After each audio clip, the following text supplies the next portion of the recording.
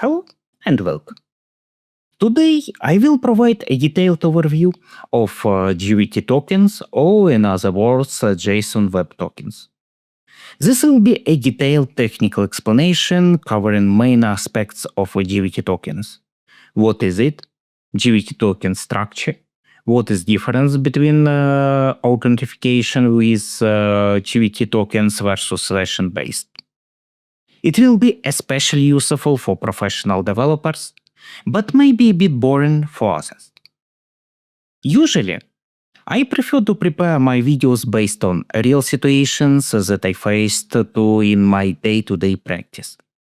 And this is one of those cases.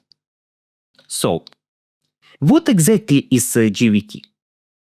A JSON Web Token is a compact URL-safe way of representation claims that need to be transferred between two parties.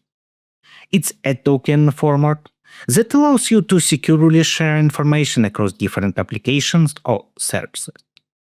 This token is often used in authentication, authorization, and information exchange. JWT token is also stateless, meaning the server doesn't need to store session information.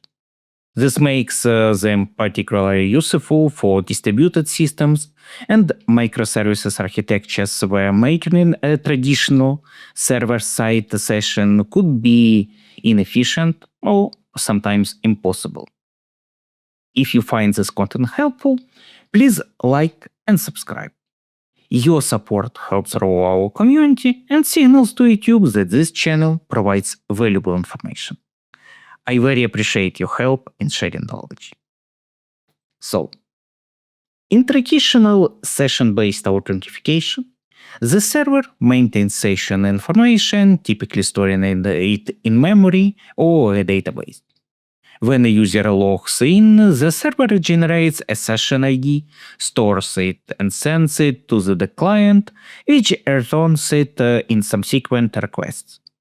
This approach is stateful, meaning the server keeps track of the client's session.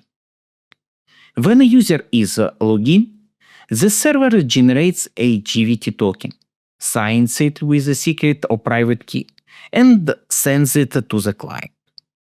The client stores the JWT, usually in local storage or cookies, and sends it back to the server with each request. Since the JWT contains all the necessary information, like the user's identity and roles, the server doesn't need to store any session data. This reduces the overhead on the server and enhances scalability. The key advantage of using JWTs is the elimination of the need for server-side session storage, leading to improved scalability and better performance in distributed systems. However, JSON Web Tokens can become large if not carefully managed, especially when a lot of claims are included in the payload, which can be a disadvantage in certain scenarios. Now, let's dive into the technical structure of a JWT.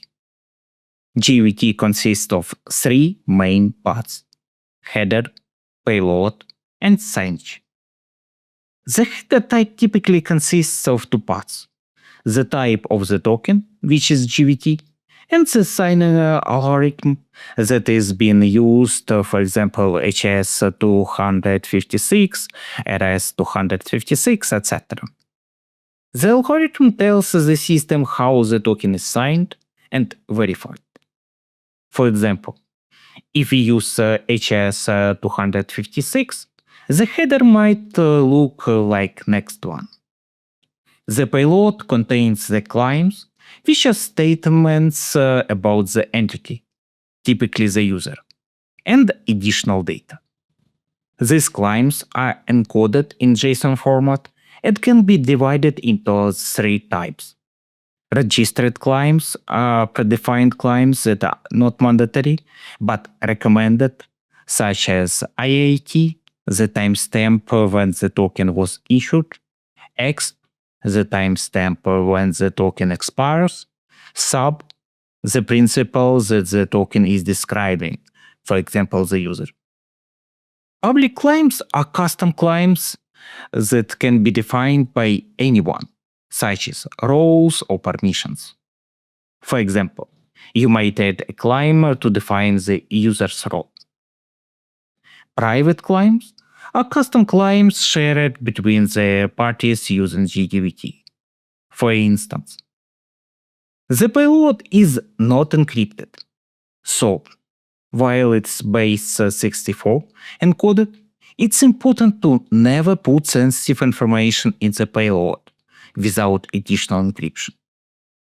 The signage is created by taking the header and payload, encoding them in base 64, and then signing them using the secret key in case of HMAC algorithm like HS 256, or a private key in case of RSA algorithm like RS 256. This ensures the integrity of the JWT and protects it from being tampered with. The signature allows the recipient to verify that the token has not been altered in transit and is from a trusted source. The output is 3 base 64 strings separated by dots that can be easily passed in HTML or HTTP environments, while being more compact when compared to XML-based standards such as SAM. In general, structure of JWT token looks like the next one.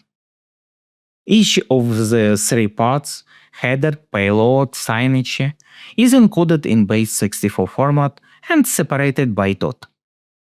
Here, you can see an example of JWT token that has the previous header and payload encoded, and it's signed with a secret. I am going to explain other aspects of JWT tokens like JWT workflow for authentication and authorization, best practices, security aspects of JWT tokens, and so on in the next videos. Thank you for watching and see you in the next video.